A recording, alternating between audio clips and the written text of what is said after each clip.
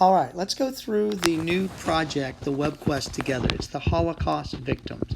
You can see right up at the top of the screen there are all the tabs, and it goes home, what is the Holocaust, introduction, the task, and if you click on more, it just drops down. Now this is on my iPad. If you view this screen on your phone, it looks quite different. You'll see the three lines in the top right hand corner, and you will need to click on those three little lines dashes to see all of these tabs. But this is the way it looks on an iPad, so I'll just take you through this way. All right, the home screen just introduces the web quest. You can scroll down. There's a picture taken from Auschwitz, which was a concentration camp.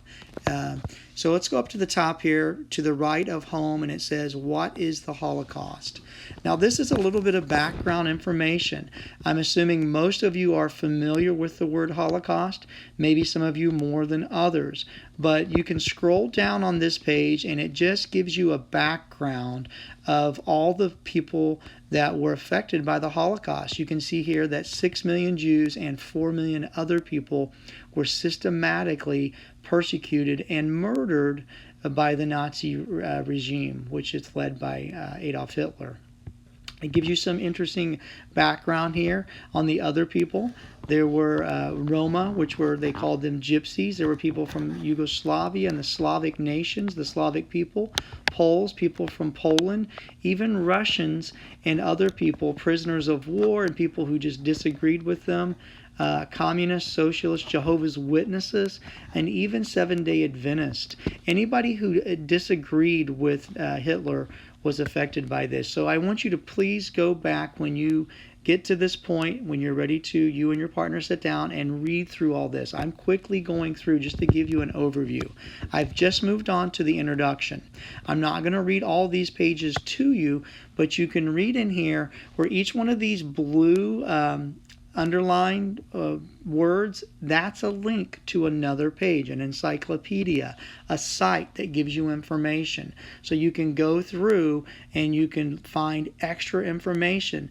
This just sort of lays out what you're going to do. Why do we study the Holocaust? Well, it just helps us to learn about our world, a better understanding of ourselves, and then we learn about the effects of prejudice, racism, stereotyping, and fairness, justice, peer pressure, all kinds of things we can learn about just by looking at the Holocaust. Okay, I'm going to move to the right of the introduction now to the task. The task is very important if you guys have been around here doing the web quest with me. The task is where we find out what we're doing. It doesn't give you details, but it gives you what you're doing. You will work in teams of two. In other words, you and a partner.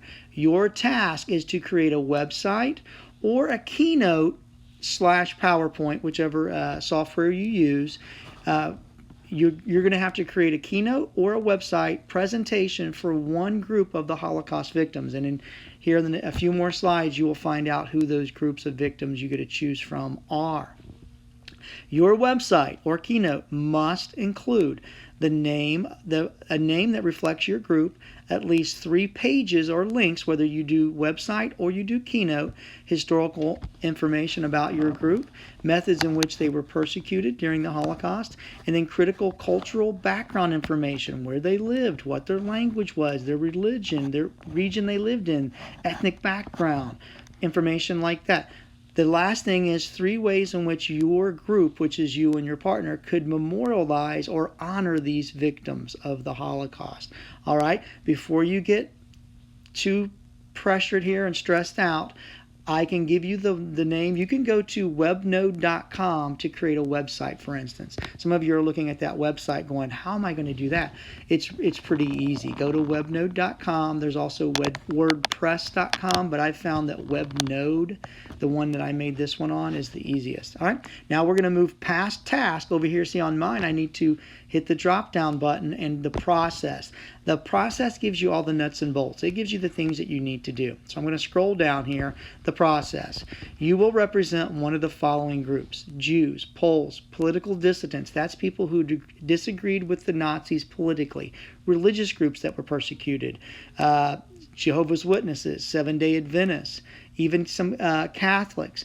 handicapped people were even victimized by the Nazi Party, the Romans or the Slavs.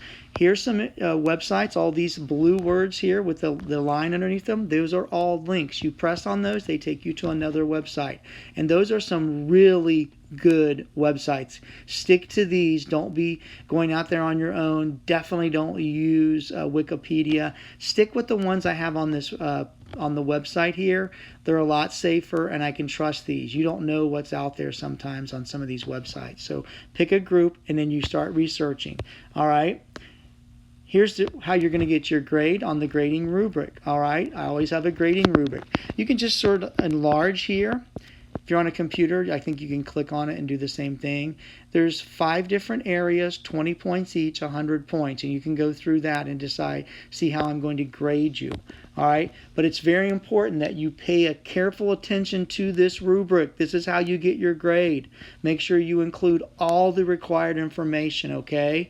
And I'm going to just show you here the last page I've added, since we're actually now doing a true web quest because you're doing it at home. You're not doing it in class anymore.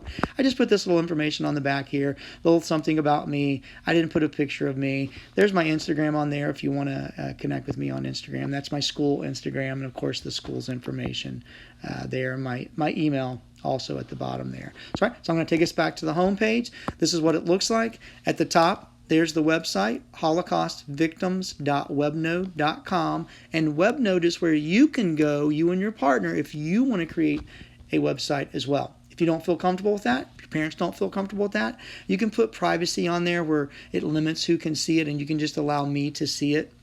But if you still don't feel comfortable, just do a Keynote or a PowerPoint, okay? So that's the nuts and bolts of this project, of this web quest. I know you're going to have some questions, but I will follow up tomorrow with some more. I will fill those questions when you message me, and I will follow up in tomorrow's video. All right, so I hope you enjoy the rest of the lesson. Please watch the last video, and don't forget after you watch that to go back to Canvas and answer the questions about today's lesson. All right, so this wraps up the presentation for the web quest.